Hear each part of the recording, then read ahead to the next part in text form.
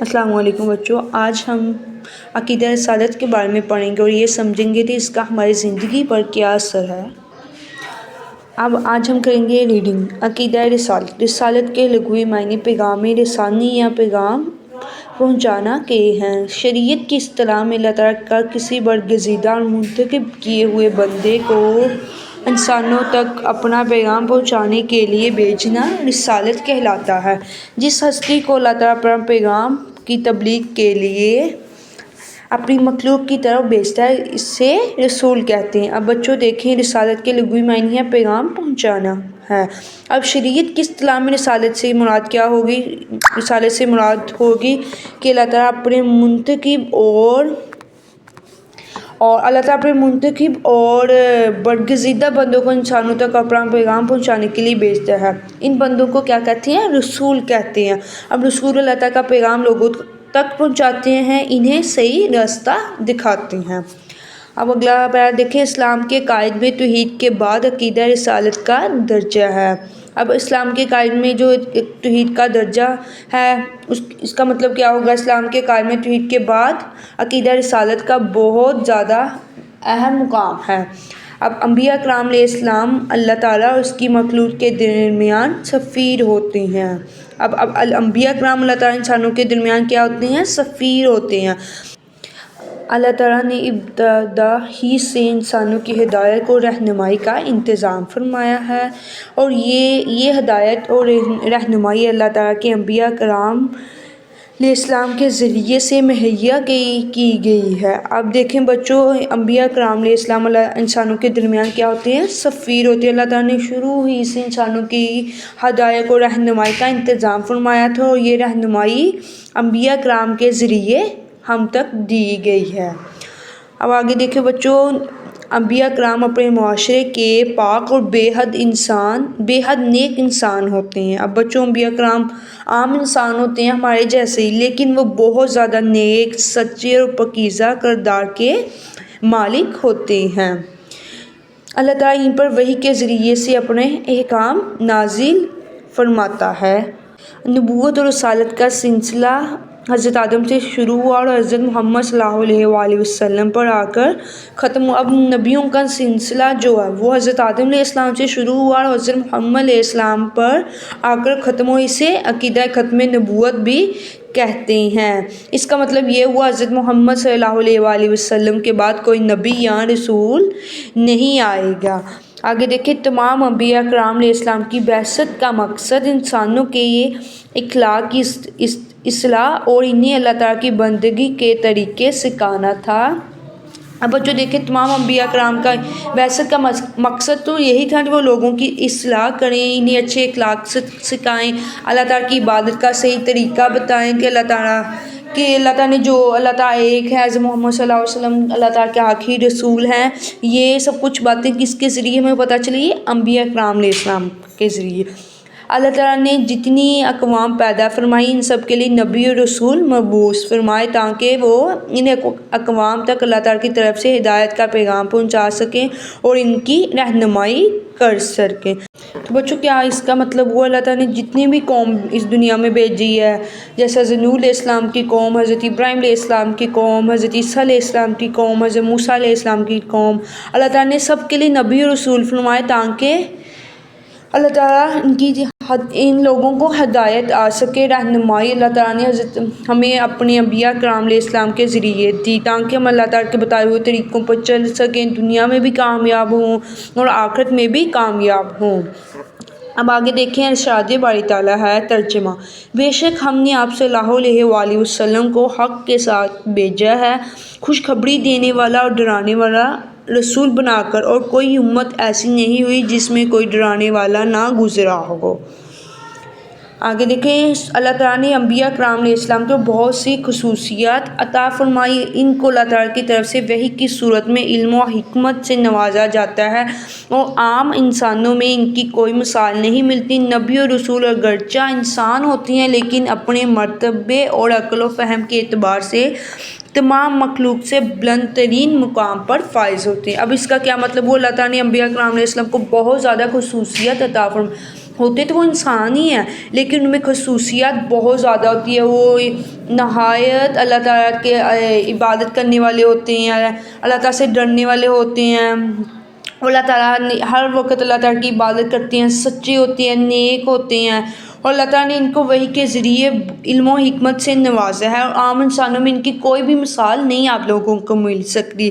اور نبی اور رسول اگرچہ انسان تو ہوتے ہیں، لیکن وہ جو ان کا مرتبہ ہوتا ہے عقل و فہم کے اعتبار سے، وہ جتنی بھی انسان ہے، مخلوق ہے، ان سے بلند ترین مقام پر فائز ہوتے ہیں. ان کا مقام جتنا نبیوں اور رسولوں کا مقام ہے، وہ ہم لوگوں کا مقام کبھی بھی نہیں ہو سکتا. ہم لوگ بے شک جتنی مرضی عبادت کریں، جو مرضی کریں، اللہ تعالیٰ کے راہ میں صدقہ خیرات دیں، جو مرضی کریں، لیکن ہمارا مقام نبیوں اور رسولوں تک نہیں پہنچ سکتا. اب دیکھیں، انبیاء کرام علیہ السلام معصوم ہوتے ہیں اور ان سے کوئی گناہ سرزد نہیں ہوتا. انبیاء کرام علیہ السلام کی نبوت وحی ہوتی ہے، یعنی منصب نبوت کسی خاص عمل یا کوشش کے ذریعے سے حاصل نہیں کیا جا سکتا. یہ اللہ تعالیٰ کی طرف سے خاص انعام ہے جو اللہ تعالیٰ کے خاص فضل سے ملتا ہے.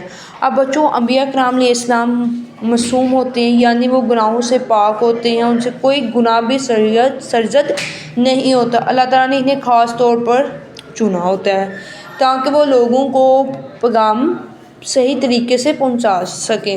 اب دیکھیں، جو نبوت اور رسالت کوئی ایسی چیز نہیں ہوتی جو محنت یا کوشش سے ہم لوگ حاصل کر لیں، بلکہ یہ اللہ تعالیٰ کی طرف سے بچوں یہ انعام ملتا ہے، خاص لوگوں کو ملتا ہے. اللہ تعالیٰ نے خاص لوگ ان کے لیے چنے ہوتے ہیں. ہم لوگ، آپ لوگ جتنی مرضی کوشش کر لیں، یہ نہیں مقام مل سکتا. یہ اللہ تعالیٰ خاص لوگوں کو ہی انعام یہ دیتے ہیں، جو وہ ہمارے انبیاء کرام علیہ السلام کہلاتے ہیں. اب دیکھیں آگے، انبیاء کرام علیہ السلام کی اطاعت واجب ہے. اللہ تعالیٰ نے اپنی اطاعت کے ساتھ اپنے رسولوں کی اطاعت کا بھی حکم دیا ہے.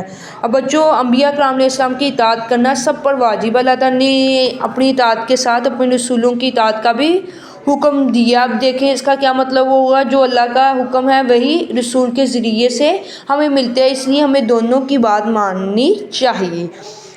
اب دیکھیں، ارشاد باری تعالیٰ ہے، اے ایمان والو، اللہ تعالیٰ کی اطاعت کرو، رسول صلی اللہ علیہ وآلہ وسلم کی اطاعت کرو، اپنے مال ضائع مت کرو. اب دیکھو، اللہ تعالیٰ نے اپنی اطاعت کے ساتھ کیا فرمایا ہے، رسول کی بھی اطاعت کرو، اپنے مال ضائع نہ کرو. انبیاء کرام علیہ السلام کے سلسلے میں نبی کریم صلی اللہ علیہ وآلہ وسلم کو یہ اعزاز حاصل ہے کہ اللہ تعالیٰ نے گزشتہ انبیاء کرام کو یہ امتیازات الگ الگ عطا فرمائے تھے اور آپ صلی اللہ علیہ وآلہ وسلم کی ذات گرامی میں جمع کر دیے گئے ہیں. آپ صلی اللہ علیہ وآلہ وسلم تو بہت سے ایسے خصائص سے بھی نوازا گیا جو آپ سے پہلے کسی نبی کو حاصل نہیں ہوتے تھے. اب بچوں، نبی پاک صلی اللہ علیہ وسلم کو اللہ تعالیٰ نے بہت بلند مقام عطا فرمایا، اور آپ صلی اللہ علیہ وسلم کو یہ اعزاز حاصل ہے کہ آپ پہلے آنے والے تمام انبیاء کرام جو بھی ان میں خوبیاں تھیں ان سے الگ دی گئی ہیں. آپ صلی اللہ علیہ وسلم کو خوبیاں وہ سب آپ صلی اللہ علیہ وسلم کی ذات میں جمع کر دی گئی. جتنے بھی انبیاء کرام ان میں کچھ کوئی خوبی تھی، کوئی خوبی، لیکن آپ صلی اللہ علیہ وآلہ وسلم میں ساری خوبیاں موجود کی. اس کے علاوہ آپ صلی اللہ علیہ وآلہ وسلم کو کچھ ایسی خاص خصوصیات بھی عطا کی جو کسی نبی اور رسول کو نہیں ملی. اب آگے دیکھیں، آپ صلی اللہ علیہ وسلم کے اہم ترین خصائص درجہ ذیل ہیں. پہلا کیا ہے، نبی کریم صلی اللہ علیہ وسلم سے پہلے آنے والے تمام انبیاء کرام علیہ السلام کسی خاص قوم یا قبیلے کی طرف مبعوث کیے گئے، لیکن آپ صلی اللہ علیہ وسلم کا یہ امتیاز یہ ہے کہ آپ کو قیامت تک آنے والے تمام انسانوں کے لیے نبی بنا کر بھیجا. جو یہ دیکھو، پہلی خاص بات کیا ہوئی، پہلی خاص بات یہ ہے کہ پہلے انبیاء کرام کسی خاص ہی قوم یا قبیلے کی طرف بھیجے جاتے تھے، لیکن نبی کریم صلی اللہ علیہ وسلم کو پوری دنیا کے تمام انسانوں کے لیے نبی بنا کر بھیجا گیا، اور آپ صلی اللہ علیہ وسلم قیامت تک آنے والے لوگوں کے لیے نبی اور رسول رہیں گے. اب نیکسٹ پوائنٹ دیکھیں، آپ صلی اللہ علیہ وسلم کو یہ امتیاز اور خصوصیت عطا کی گئی تھی. آپ صلی اللہ علیہ وآلہ وسلم کی بعثت سے تمام انبیاء کرام کی شریعت منسوخ ہو گئی اور آپ صرف شریعت محمدی محمدی ہی واجب الاطاعت ہیں۔ اب ان کی دوسری بات خاص کیا تھی؟ دوسری بات خاص یہ ہے کہ نبی کریم صلی اللہ علیہ وسلم کی بعثت کے بعد پہلے تمام انبیاء کرام کی شریعتیں ختم کر دی، اب صرف شریعت کس کی ہوگی؟ حضرت محمد صلی اللہ علیہ وآلہ وسلم کی ہوگی، اور اس پر عمل کرنا ضروری ہے۔ اب تیسرا پوائنٹ دیکھیں، آپ صلی اللہ علیہ وآلہ وسلم پر اللہ تعالیٰ کے دین کی تکمیل کر دی گئی۔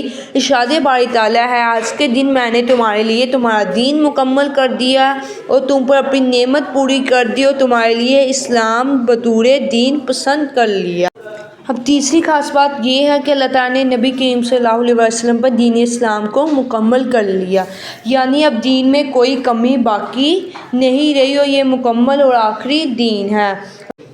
اب چوتھا لاسٹ والا پوائنٹ ہے، سابقہ انبیاء کرام علیہ السلام پر جو کتابیں اور صحائف نازل ہوئے، اب ان کی تعلیمات بالکل مٹ چکی ہیں یا اپنی اصلی حالت میں موجود نہیں ہیں، لیکن نبی کریم صلی اللہ علیہ وآلہ وسلم پر نازل ہونے والی کتاب قرآن مجید آج بھی اپنی اصل شکل میں موجود ہے۔ اب ان میں چوتھی خاص بات یہ ہے کہ پہلے انبیاء کرام پر جو کتابیں نازل ہوئی ہیں وہ اپنی اصل شکل میں محفوظ نہیں رہی، لیکن نبی کریم صلی اللہ علیہ وآلہ وسلم پر نازل ہونے والی کتاب قرآن مجید آج بھی بالکل اسی طرح محفوظ ہے جس طرح نازل ہوئی تھی۔